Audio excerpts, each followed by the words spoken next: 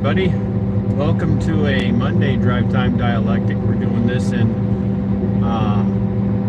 place of a TC and Friends Monday night musing. So, when working with some friends and family of Blayke Mostad to get them on, and with everything that's going on in their lives, especially as it relates to being there for Blayke and watching out for each other and their family members, we haven't been able to connect as easily as we would hope.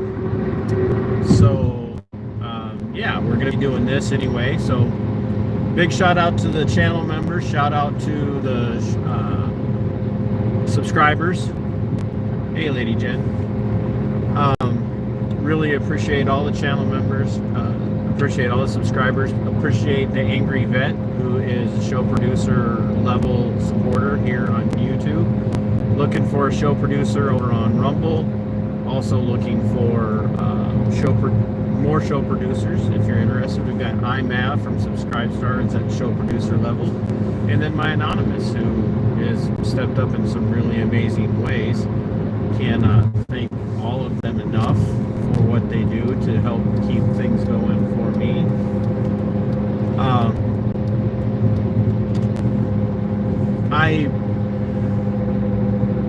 I wish that I could tell you that today being the 2-month mark of the accident that has paralyzed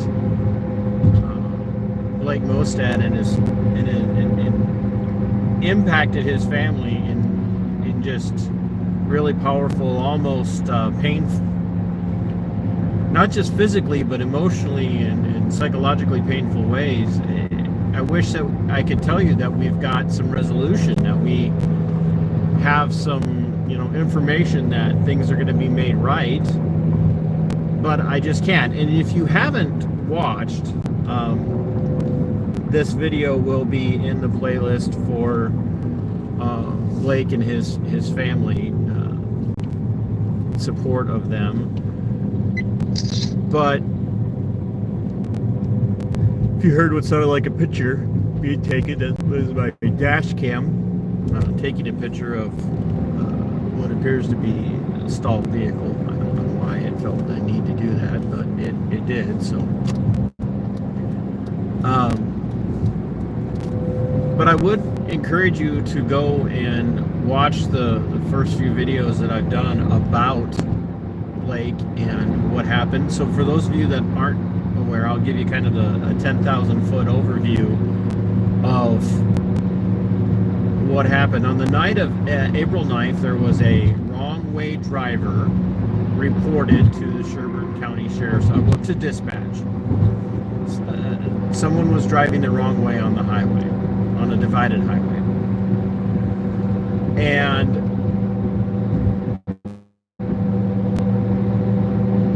in the process of driving, the wrong way, the wrong way driver actually turned to exit the highway and turned in front of Blayke, who was 17 at the time, was driving the vehicle. He had his 15-year-old brother and a friend in the car with him.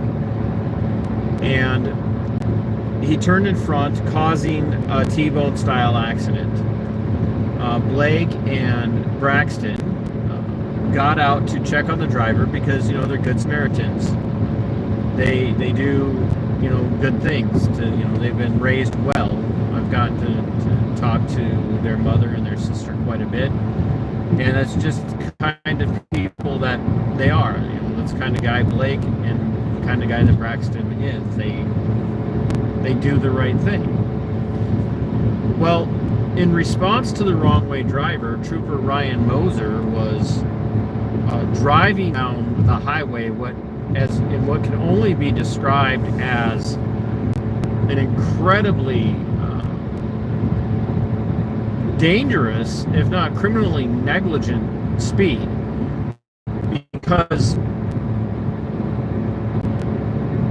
Braxton it's reported that Braxton looked at Blayke right before the actual accident that paralyzed Blayke from the neck down, shattering his body.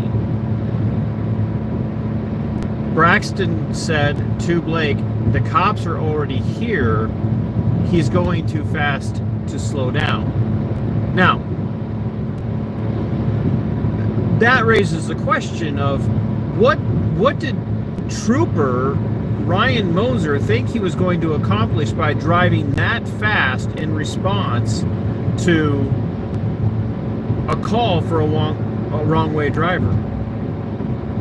Just imagine if to be going that fast looking for somebody who was driving the wrong way on the highway. Imagine what would have happened if he came around a curve in this divided highway and came upon that wrong way driver coming at him. I mean, we might be dealing with a dead trooper and a dead, non-law enforcement driver at this point, really, when you think about it. But Sherburne County stepped in immediately, agreed to take over the investigation, and Sheriff Brott, that night, the night that he agreed to investigate this accident involving the state patrol, involving this trooper, released a public statement saying that the trooper could not avoid, it was an unavoidable accident for the trooper. Now, I want people to think about that right away. What would cause a law enforcement officer, a minister of the law, if you will, what would cause the Sheriff Brott, what would cause him to make a statement of it was an unavoidable accident, knowing that he was going to investigate, that his agency was going to be investigating this accident? How are you, Sheriff Brott, as Tiffany Kramer is saying, Rotten Brott, how are you, Sheriff Brott, going to conduct an investigation showing no bias, showing no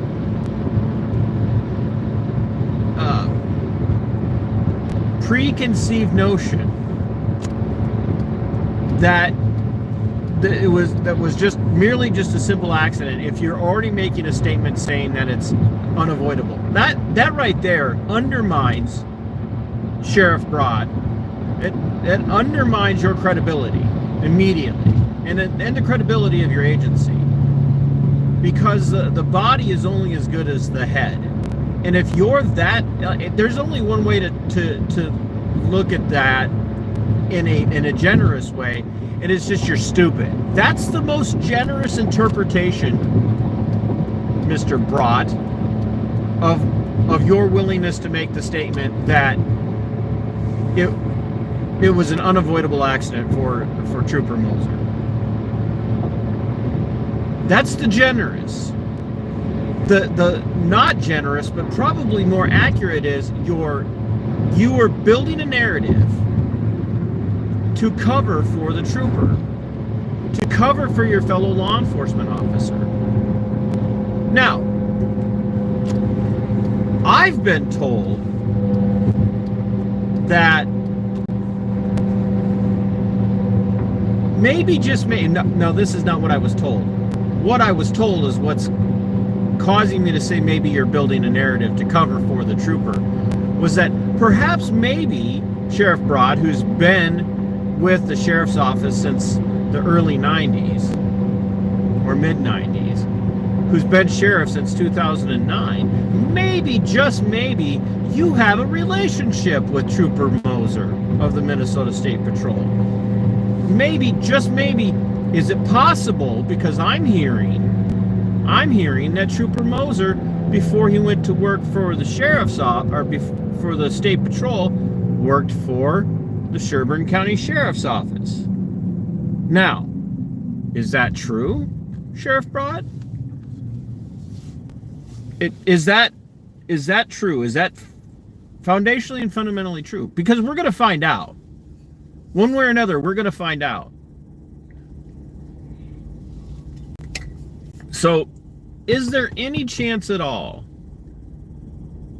Sheriff Brott, that you had a pre-existing working relationship and probably a friendship with Trooper Moeser? And it's not like you didn't know at the time that you agreed to conduct the investigation into what is, everybody is fortunate, did not result in a fatality. Blayke Mostad is very fortunate to be alive, while at the same time being terribly unfortunate to be paralyzed from the neck down. There's no way you didn't know that it was Trooper Moeser when you took over the investigation. You had the names of the victims, you had the name of the trooper, the moment you agreed to take over that investigation. And you immediately began to build a narrative, Sheriff Brott, showing that you, at the there again, you're stupid. That the best interpretation is you're just stupid. You are just literally an ignoramus. Have not a lick of sense or common sense or wisdom or any kind of intellect at all to be willing to state that you know that the accident was unavoidable for the trooper. Like that, literally, that's the best interpretation. And so let's say the information I have is wrong. Let's say that the information that I was given, that Trooper Moeser used to be Deputy Moeser in Sherburne County, let's say that's wrong. It still reeks of you building a narrative to give the trooper an opportunity to escape responsibility for this accident. Now,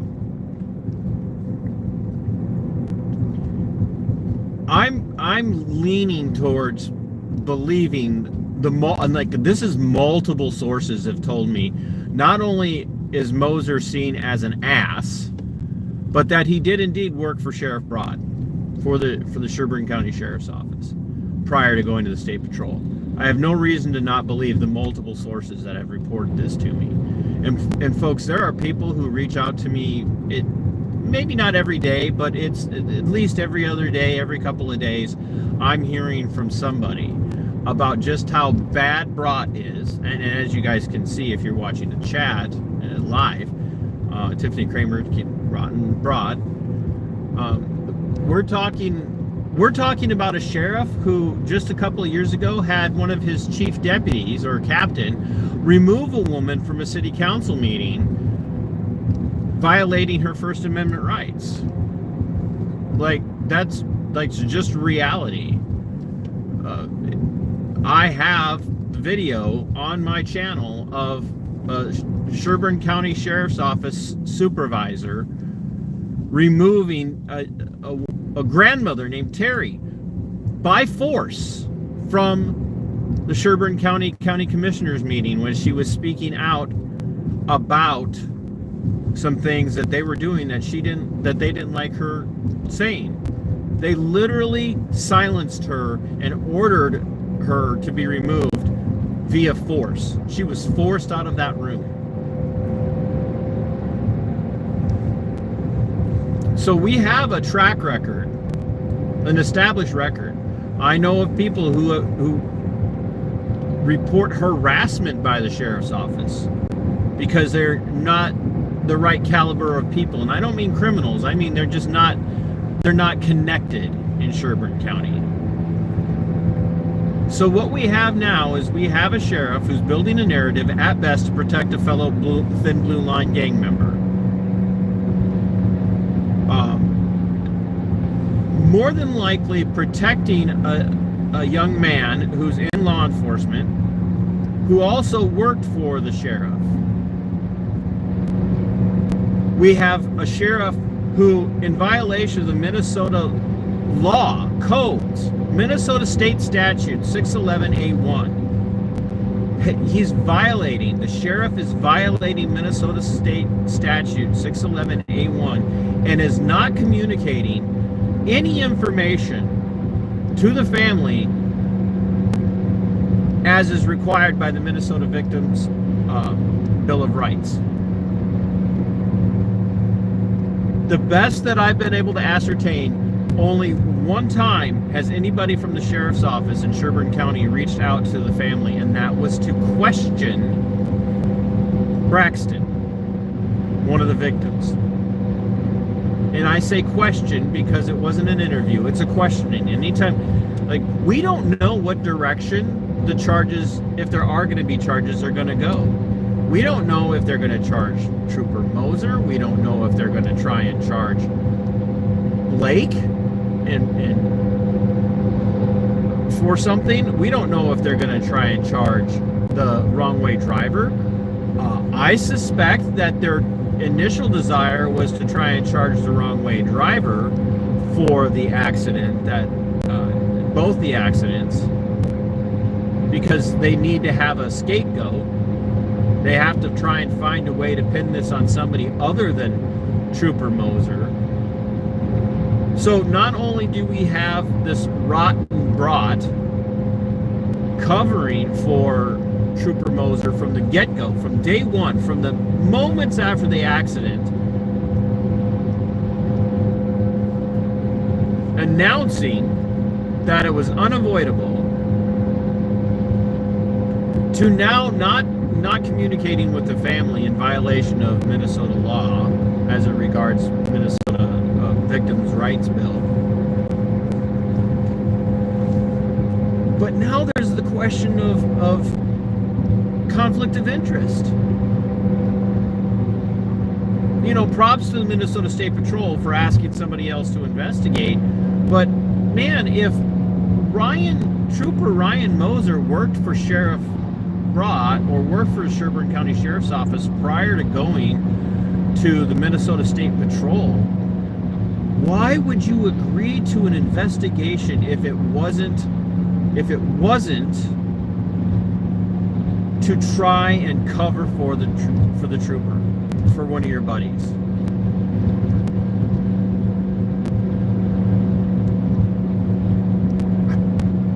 You would think that maybe you should hand the investigation off to another county. Maybe you have. We don't know that, do we? You haven't made that announcement. Why haven't you made that announcement? If you've handed this off to another county, which I would hope you did, what's going on? Why are we 60 days into this investigation and we don't have any answers? We don't have anything about what's going on, who you're looking at for charges. Now, I've been hearing a lot of rumors about what's going on with the investigation. But, like, I've heard some things from some neighboring counties about, who's handling the investigation. I have sources all over the state of Minnesota, people in and out of law enforcement who are willing to talk. Yes, there are still a few law enforcement officers that will speak to me on the condition of anonymity. I have sources in different agencies that will talk to me as long as I protect them, and I understand why. I get it.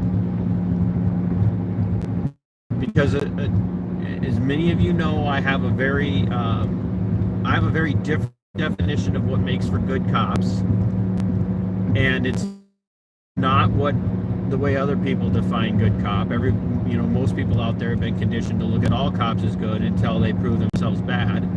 But a good cop is a cop that's willing to call out BS.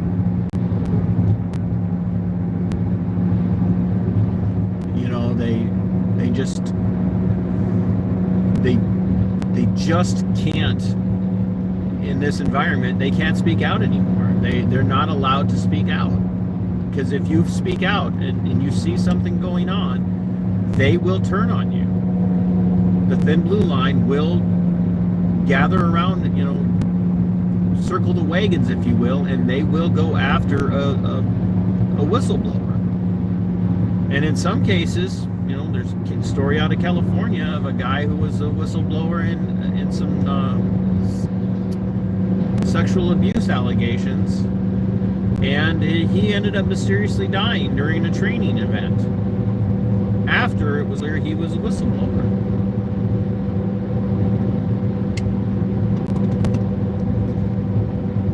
So, yeah, I will not betray sources, but I want to know, why Sheriff Brott would agree to investigate a case that could potentially legal charges against somebody that used to work for him.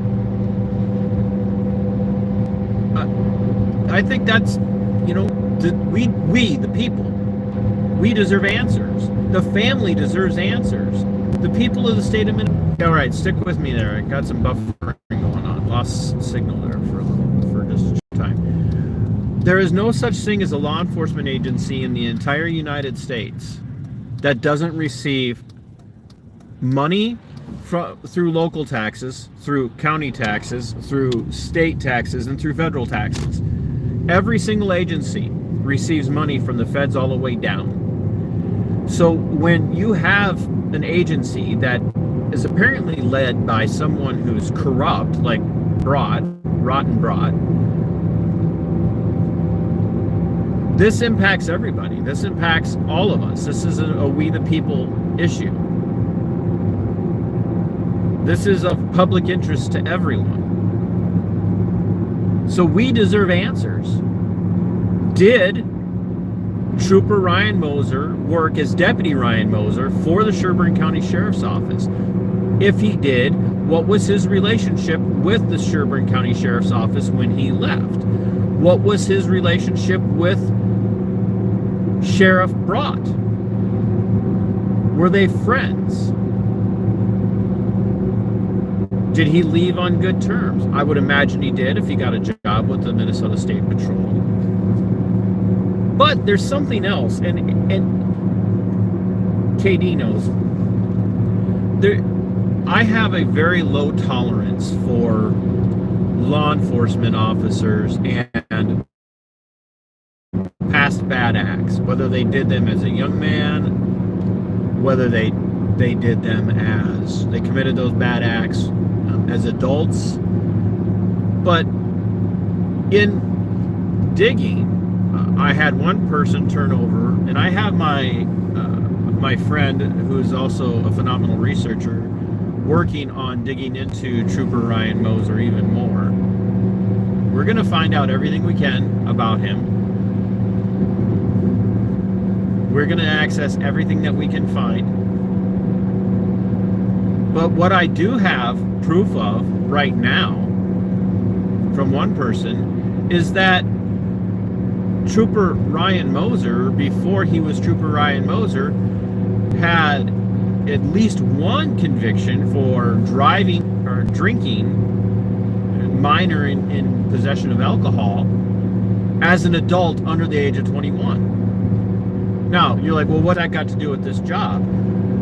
Because, folks, it's criminality. Like, I don't personally think there should be an age limit on alcohol consumption. I think that should be up to the parents of a minor child, whether or not that child is allowed to drink and consume alcohol and how they're allowed to do that. But I definitely don't think that a person who's over the age of 18 should be restricted from consuming alcohol. I mean, we'll let them go. We force them to register for the draft. We force them to pay taxes. We start that well before. Their money is forcibly taken from their paychecks. So, I don't begrudge him drinking. What I begrudge is the fact that he was probably doing this as a law enforcement student. Okay? He was clearly an adult because it's public record, and I will find a way to post that. Now Trooper Ryan Moeser, as an adult over the age of 18 but under the age of 21, was charged with minor in possession, minor consumption of alcohol, which would have probably happened during his time in what is referred to as criminal justice program at a college. How did he not get booted from the program for that? But then we also have, maybe we have another Shane Roper on our hands, because we have a conviction for over 70 in, I think it was a 55. At least one conviction for that. Now, we're told that state patrol officers, these troopers, we're told that their one job, their entire job, is to go out and patrol for speeders and inappropriate driving and whatnot on the highways and the byways of the state of Minnesota for our safety. And here we have a guy with an excessive amount of speed, large enough that he did get a ticket, and that he did go and he did plead guilty to that. He was convicted of it. There again, had to have been while he was in training, while he was taking his classes and going through all of the programming that they go through for the law enforcement criminal justice degree in the state of Minnesota. All of that had to have been taking place while he was studying to be a cop, while he was studying to get a license to be a licensed law enforcement officer, a sworn officer in the state of Minnesota. Yet he didn't get booted from the program. He was allowed to get a job with that on his, and I'm sorry, either of those should have immediately disqualified him from the work. And here's why. I am a zero tolerance person when it comes to law enforcement and prospective law enforcement officers having violated the very laws, the codes, the statutes, the ordinances that they are going to be expected to enforce on the people that they work for. Zero tolerance. Oh, you can't obey the law even prior to getting the job? You can't have this job. So it leaves me wondering, what are Trooper Moeser's driving records with the Minnesota State Patrol like?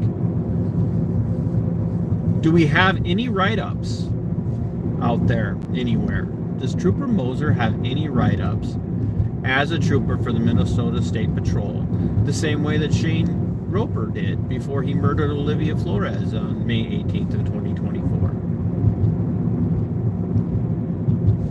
Does Trooper Moeser have any for the Sherburne County Sheriff's Office, if that's indeed where he worked? If he worked for the Sherburne County Sheriff's Office, did he have any write-ups for excessive speed or for inappropriate use of a squad in a way that was endangering the public? And remember, folks, Minnesota State statute, I have so many numbers in my head right now. 617.19, I can't remember right off the top of my head. But there's a Minnesota State statute that requires that law enforcement, especially if they're going to be violating traffic codes, if they're going to be breaking traffic laws, they have to have lights on to the front and back, and even running lights, they're still required to drive in such a way as to be responsible and safe for everyone on the roads. Yes, you have a duty to get out of the way of a cop who's running code, who's got their lights on. But that being said, they still have a duty to drive in such a way that they're driving safely to ensure the well-being and the welfare of the public, the general public, as they're running code, as they're driving with their lights on to the front and rear. And can we say that that is do we know that that's how Trooper Roper conducts himself? Or excuse me, Trooper Moeser conducts himself? Inquiring minds want to know, don't they? We want to know. Sheriff Brott, did you have a previous relationship, professional or whatnot, with Trooper Moeser? Was he a deputy for you? Was he a deputy in your charge, in your care? Did he have a discipline history? Hi, girls. Oh, grandkids are saying hello. All right, you girls have a good time tonight. Thank you. I love the blue car and the spike. You like the blue car, huh? All right. Bye, girls. Have a good time.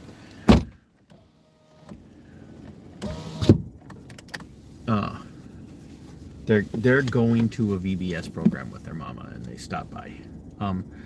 So we want to know: does he have a discipline history with the Sherburne County Sheriff's Office? Does he, is there a conflict of interest? If there is a conflict of interest, who's managing that? Who's covering that?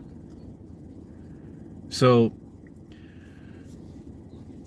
I'm curious. I really want to know. I want to know, and I think we're entitled to know that this was handled above board. Was it handled properly? Was it handled in the right way? Because from where I'm sitting, it doesn't look good. It looks incredibly stupid at best. It looks incredibly unethical. And now it looks like protectionism. It absolutely 100% looks like they're doing everything they can to protect Trooper Moeser. And if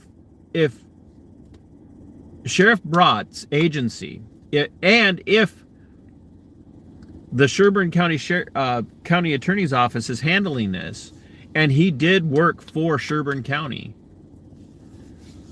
and this has been going on for 60 days now, if all of these things are true,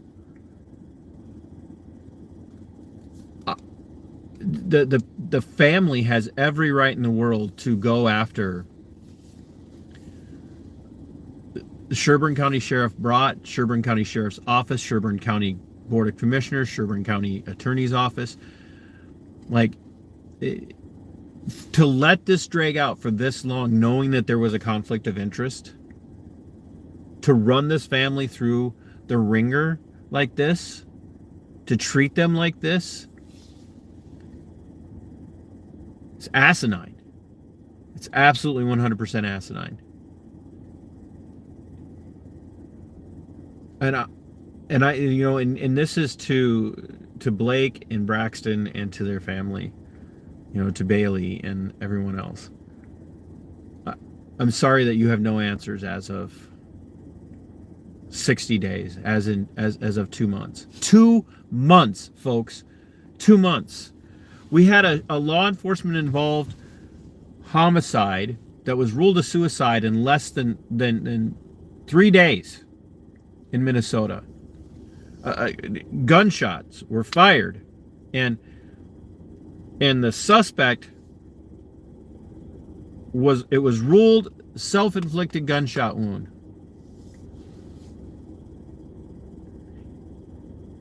From June 3rd to June 5th, they had that decision made like that. Now, different agencies completely understand it's a completely different agency. But my point is, it is only when there is law enforcement involved in a situation like this that this stuff is allowed to drag out for as long as it does in Minnesota. It's sickening is what it is. And the family, the Mostad family, and all of the other friends and other extended family, they all deserve so much better than this. They deserve so much more. And according to the Victims' Bill of Rights, at the very least, Sheriff Brott's failing. And to hell with you, Sheriff Brott. Before this is all said and done, you should be resigning if you've allowed this to go on for this long. It's stuff like this. This is why people are getting to the point where they hate law enforcement.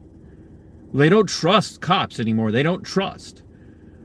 Case the way you allowed Terry to be abused a couple of years ago by one of your senior supervisors, one of your senior administrative people. The fact that you swore up and down that you were a Second Amendment advocate, but now you've allowed Walker to be run through the ringer up there and charged with a felony for having a homemade firearm, which he's allowed to have.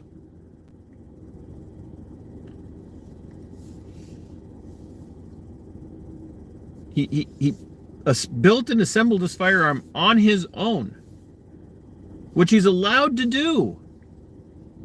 And you allowed your staff to investigate and charge him and forward those charges to the county attorney, who we know is an anti-firearms county attorney. Well, the old one was. We don't know about the new one.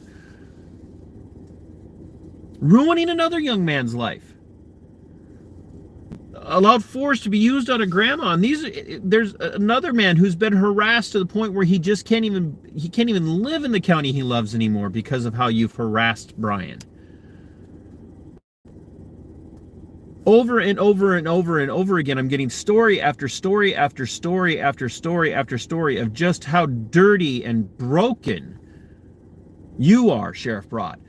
Dirty and broken your agency is. And like I said, the body can only be as healthy as the head. And if you are the head of that agency, just how bad are the rest of your staff, Mr. Brott? How bad are they? I'm just going to remind everybody, the night of the accident that almost killed Blayke, that put him in critical condition for days and days and days and days, that has left him paralyzed from the neck down. That night, that very freaky night, Sheriff Brott, you made an announcement knowing you were investigating this accident and said it was unavoidable for the trooper. How goddamn dare you?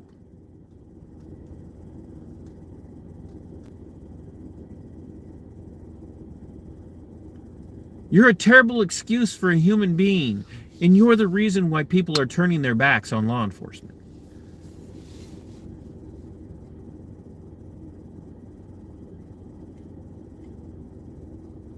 I hope that you aren't getting any sleep. I know you don't care about me. My opinion of you doesn't matter. You won't even see, you won't watch this, you won't comment, you won't do anything because you don't care.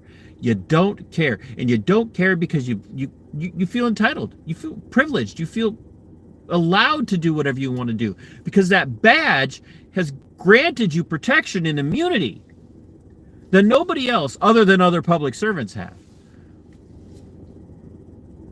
It may not be the technical definition of corruption, but it is definitely the ethical definition of corruption.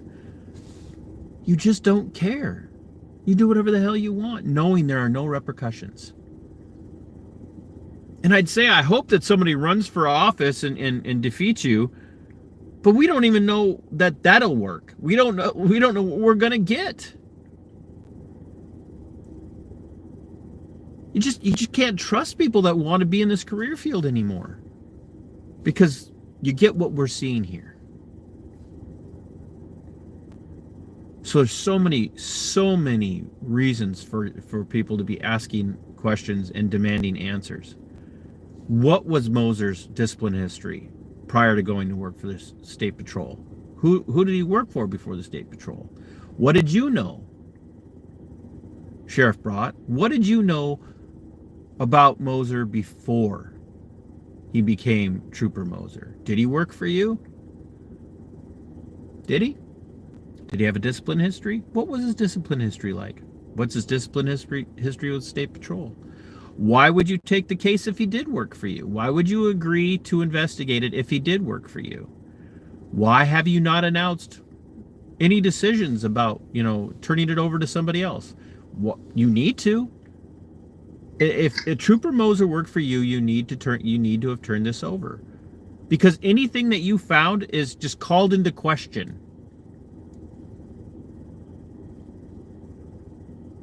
Does the Sherburne County Attorney's Office have a relationship with him? Can they really investigate this? Can they really investigate this in a way that can they prosecute it? I mean, who's going to handle this if he worked for you guys?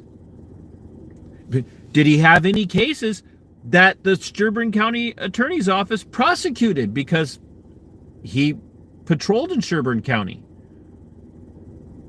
I mean, come on. Where are your heads?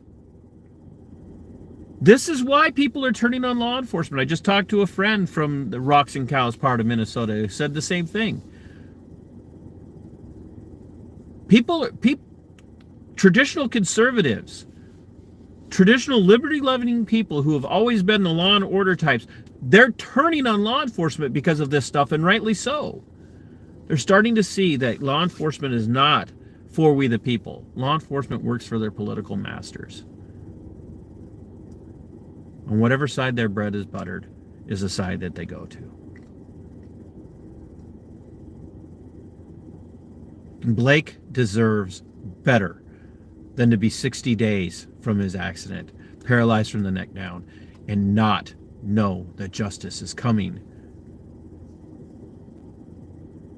Because anybody with a lick of sense knows that this wasn't just an accident. This was criminal negligence on the part of Trooper Moeser. There's no way in the world he should have been going as fast as he was to do the kind of damage that he did.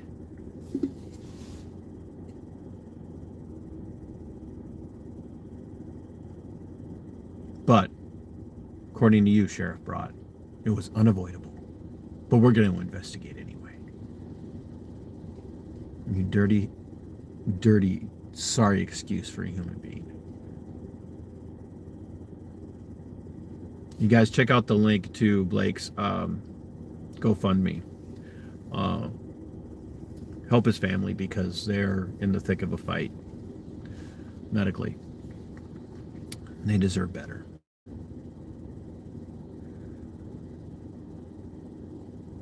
Help them out. Till next time, my friends. Sic Semper. Tyrannis.